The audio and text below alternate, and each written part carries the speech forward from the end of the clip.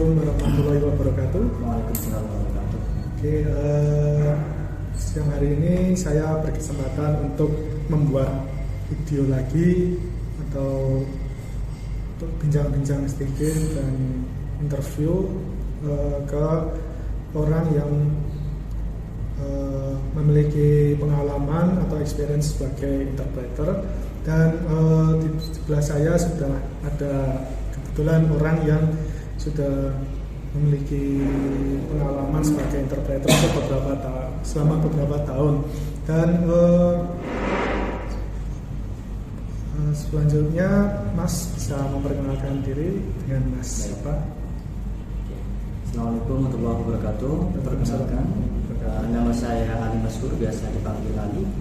Dan terima kasih sebelumnya kepada Mas Rigen sudah memberi kesempatan, sudah mau istilahnya mau mampir ke sini untuk menanyakan. Oke, untuk Mas Ali, apakah Mas Ali sudah berapa lama menjadi seorang interpreter ini?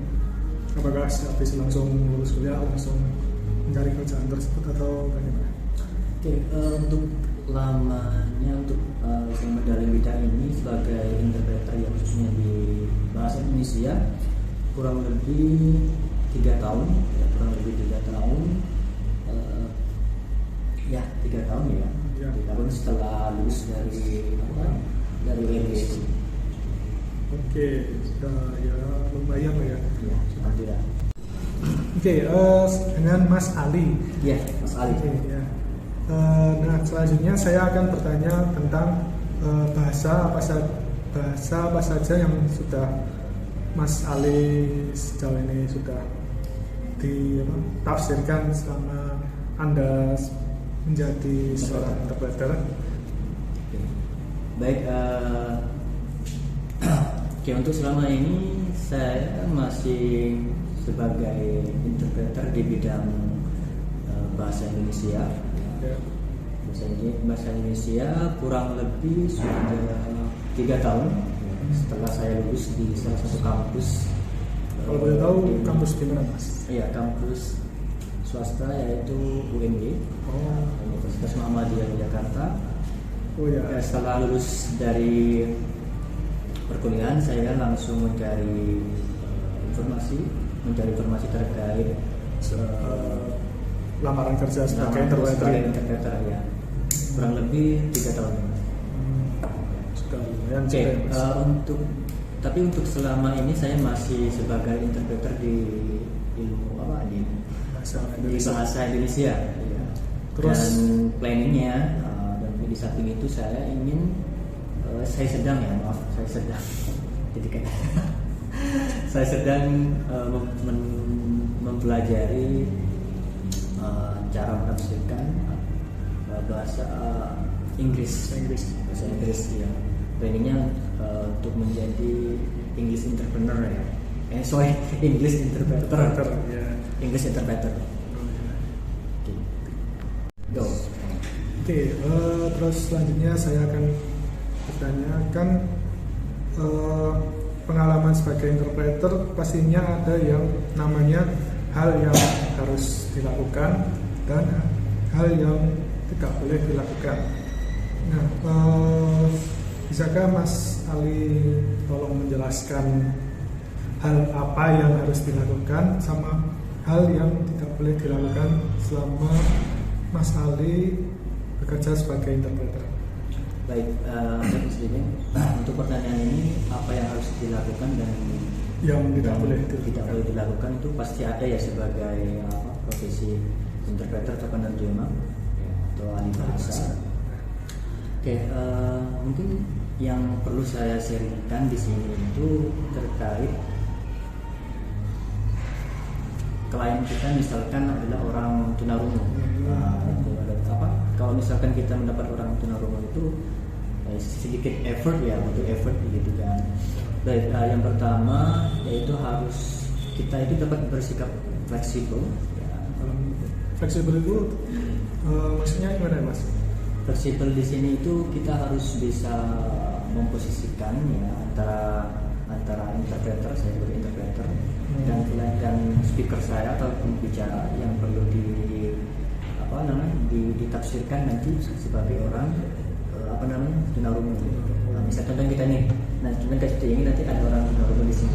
Nah itu nanti kita pada klien kita yang membutuhkan interpreter itu tunarungu itu, kita harus diposisikan berada di seberang kita, dari kanan ke kiri gitu kan, harus memposisikan di posisinya dia itu harus jelas gitu kan, apa yang kita lakukan di depan si tunarungu ini gitu, klien kita gitu kan. Oh jadi itu kayak kalau tidak salah juru bahasa ya Mas. Iya, juru bahasa. Kita kan sebagai interpreter nih, kita kan face to face kan dengan dengan si speaker. Nah, ini tiga orang misalnya, ada speaker dan ada si interpreter. Saya sebagai interpreter dan masih misal contoh sebagai speaker, terus di samping saya itu orang yang posisinya itu harus ada di sebelah kanan atau kiri gitu kan. Itu harus posisi si tunarungu ini harus jelas, harus misalnya bisa mudah untuk menjangkau apa yang dibutuhkan oleh si tunarungu ini terhadap apa yang kita bicarakan dengan si speaker. Ternyata itu intinya kita sebagai ahli bahasa gimana untuk menyampaikan kepada si tunarungu ini tuh. Jadi kalau nggak salah, kalau tunarungu itu harus membaca pipil lawan. Baik ya. Kenapa posisinya si tunarungu ini harus benar-benar hasilnya memposisikan kita terhadap tunarungu yang membutuhkan kita ini istilahnya ya, sebagai interpreter itu harus jelas ya, karena istilahnya dia memiliki kekurangan di pendengaran toh. Nah jadi si tunarungu ini harus menjangkau kita, membaca kita, gerak-gerak gestur kita, terus bibir kita seperti itu. Oke, itu yang pertama ya, kita harus fleksibel ya. Itu dalam artian posisi ya, posisi yang yang memang dibutuhkan oleh si tunarungu ini gitu, biar dapat menjangkau kita lebih jelas apa yang kita bicarakan dengan speaker gitu, karena memang dia punya kelemahan dari segi pendengaran gitu. Ya, untuk kedua sebagai interpreter atau ahli bahasa yang harus dilakukan itu yang kedua harus menanyakan, tentunya ya harus bertanya kepada klien kita ya, itu yang kepada tunarungu misalnya. Contoh kita kan ini yang perlu kita adalah tunarungu karena membutuhkan effort ya, dalam bidang membutuhkan seorang interpreter gitu kan. Nah kita harus menanyakan ke klien kita atau tunarungu tersebut gitu kan. Contohnya misalnya ada pertanyaan yang harus disampaikan kepada si speaker gitu kan, seperti itu. Disampaikan di speaker kan gitu. Terus atau apa yang dia inginkan seperti itu. Baik, untuk poin ketiga itu kita harus istilahnya harus memperhatikan klien kita ya, atau si tunarungu tersebut. Kita bisa mempertanyakan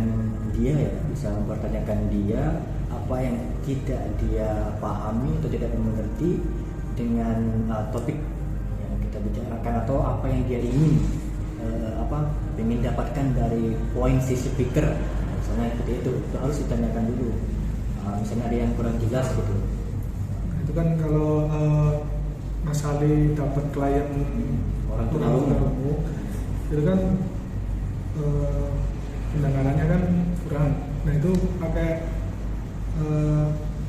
apakah cuma penjelasan aja atau mungkin kayak pakai metode lain apa gitu? Oke, baik. Oh iya, untuk itu yang perlu kita perjelas lagi ya. Nggak mungkin kita dengan menggunakan omongan saja gitu kan, namanya orang dia punya kekurangan di bidang pendengaran. Tentunya kita seperti halnya membutuhkan gestur kita atau gerak bibir kita, atau yang mungkin lebih efisien ya menurut saya selama itu lebih efisien itu adalah menulis apa yang kita dapat dari speaker kita, kemudian apa yang kita tulis, poin-poin yang didapatkan oleh dari speaker kita sampaikan kepada si tunarungu sendiri. Itu yang sebenarnya yang lebih efektif dan lebih mempermudah si klien kita atau tunarungu tersebut. Jadi tulisannya itu apakah kayak di dituliskan di buku apa kayak poin-poinnya? ada enggak, maksudnya kayak ada warna tertentu buat tujuannya ini itu ada atau enggak mas?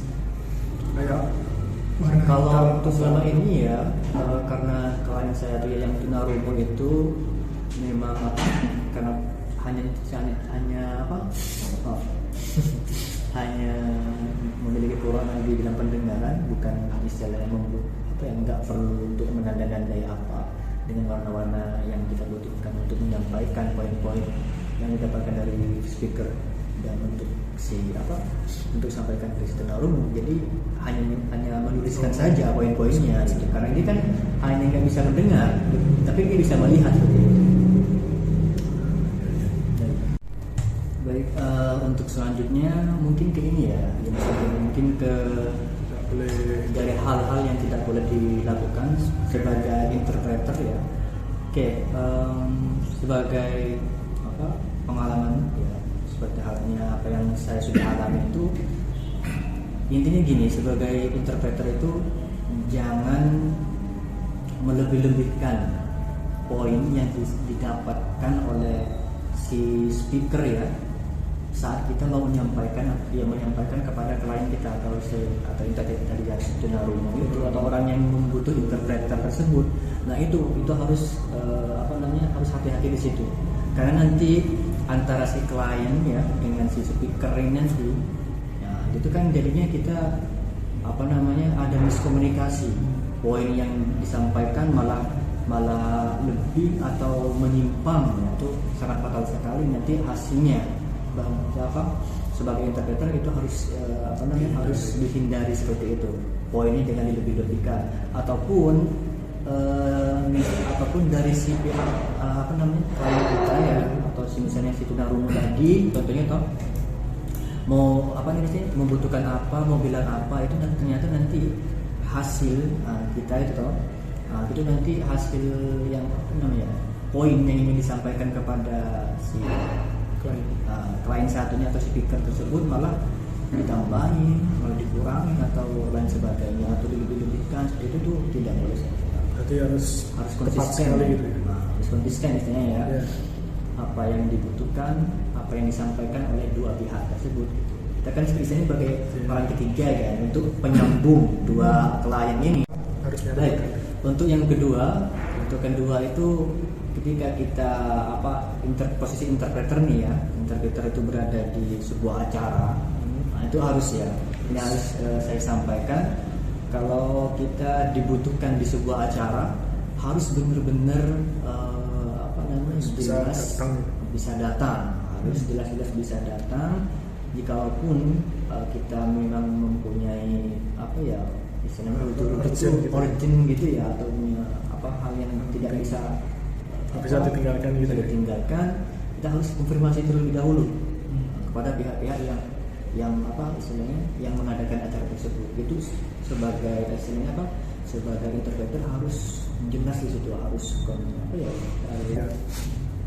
ya berarti intinya kalau poin kedua tadi adalah kalau misal Mas Ali datang ke acara apa itu, bisa Mas Ali nggak bisa, harus kontak tim Mas Ali gitu ya, buat nyari pengganti selanjutnya. Tim yang mengadakan acara tersebut. Gimana untuk sejauh ini, apa ada pertanyaan yang? Sejauh ini saya jadi nambah wawasan lagi soal alhamdulillah. Wawasan pekerjaan sebagai interpreter atau ahli bahasa yang banyak sekali yang ada beberapa poin yang bisa saya tangkap untuk hal yang harus dilakukan sama yang harus dijauhi sebagai interpreter. Ya, info yang sangat menarik dari Mas Ali. Mungkin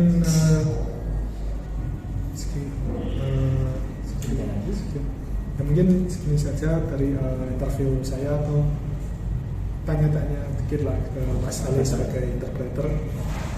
Oke, terima kasih untuk Mas Ali. Sama-sama sebelum. Terima kasih untuk waktunya. Assalamualaikum warahmatullahi wabarakatuh. Waalaikumsalam warahmatullahi wabarakatuh. Ya, semoga sukses menjadi interpreternya Mas. Ya, semoga jadi interpreter selanjutnya ya, kalau memang punya minat Ya, untuk jadi interpreter. ya. Siap. Ya.